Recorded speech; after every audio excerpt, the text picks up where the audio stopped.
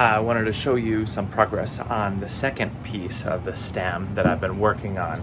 And one of the keys to this, the stem is the kind of front part of the boat, part of the kind of center line, kind of the backbone structure of the boat. And it's curved, and so it basically is impossible to get out of one piece.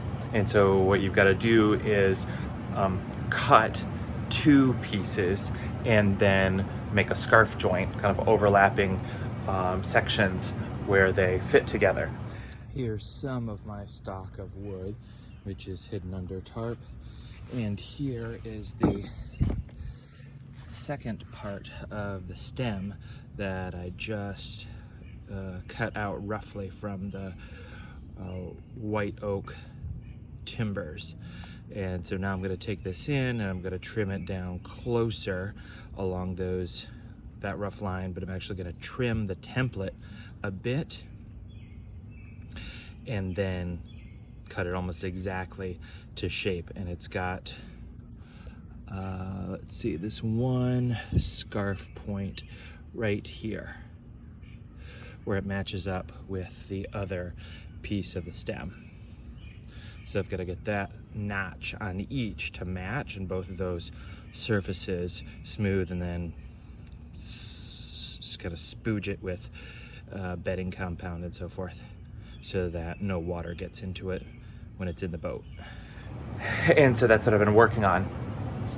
But I also wanted to talk about some of this overall process and show you where I've gotten to up to this point. So first of all, the second part, the stem that I've been working on, you can see here, this is white oak, and here is the scarf joint. And the real key issue right here is that it has to fit with this other piece. And so essentially what I've been doing is just working on this joint to the kind of exclusion of almost everything else. And I've basically got it to this point where each surface is flat enough so that it almost perfectly fits together. I've got a little bit of tweaking to do, but I've been focusing on this because all the other parts, like this top surface here, which is kind of in the interior of the boat, that like doesn't need to be perfect. It's actually kind of hidden away in a watertight compartment. But getting this joint together is like really important, and one of the reasons that it has to be fit together so well on this scarf is that, first of all, so that it's kind of like watertight, I'm going to use a little sealant within this called some bedding compound with pine tar, and I'll seal up the bare wood surface so that it's watertight, because you don't want water getting in there because it'll get trapped and it'll basically just rot. But then also it has to fit tightly together so that it's like has essentially the structural integrity almost of one piece. And I put this together using a couple of silicon bronze bolts, and they have to be bronze because they can't be iron. Iron will rust, and so you try to use non-iron so that it does not corrode and it gives it longer life. And the corrosion of iron, even if it just has kind of like not wetness but like humidity, will eventually lead to the deterioration of the wood surrounding it, right? So using bronze bolts is pretty key to the longevity of this. But so I've got this this scarf joint, which is like pretty close. One of the ways that you evaluate how smooth this is, which was basically cut freehand, is essentially to put like a milled flat surface on it and see if there's any daylight underneath. And so you can see a little bit right there that there's just a little bit of daylight right here coming through there. Here on this end, not so much. maybe a little bit, but not much, but it kind of bows down underneath. And then as we proceed farther along, there really is no daylight there. So this part of that scarf is good. Here it sinks down a little bit, and here it's up. And so now I'm to the point where it's about a 1/16 of an inch, no, probably last maybe a 32nd, maybe even a 64th. Now, maybe even that's a little bit too like generous or critical on myself. We're talking like microns here. So it's in pretty good position. Now, this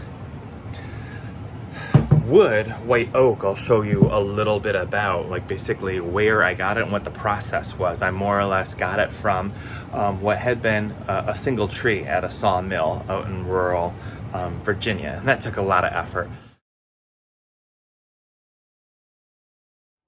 For a couple of months, I searched all over Virginia for a sawmill that would handle kind of an individual customer who wanted white oak. There have been a number of like sources and videos and pages I saw on YouTube and on the web where people would travel up to New England to get their specially milled white oak. That wasn't going to happen for me, so I tried to figure out a way to procure some in Virginia. I found one with a pretty big set of sawmills where they have a mill in Floyd, Virginia.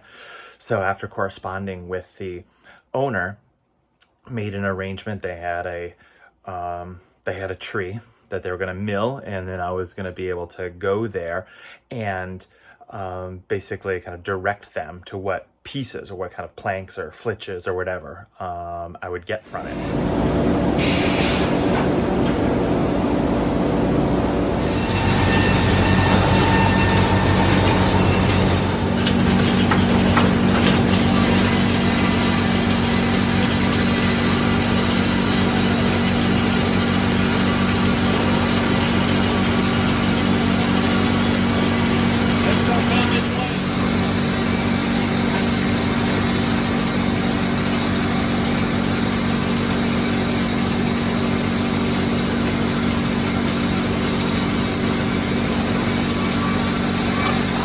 And the most difficult part about it was actually the plan to get the wood out of there, to get the wood home to Charlottesville, where I could like start storing it, seasoning it in some cases, and start using it in others.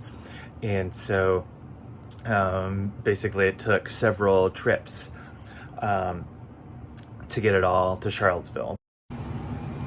So after I got the wood back to Charlottesville, I stored it, marked it up, and then eventually started cutting it up for pieces, particularly the two pieces for the stem. I've also got marked up for the keel, which is like kind of the center line, runs almost the full length of the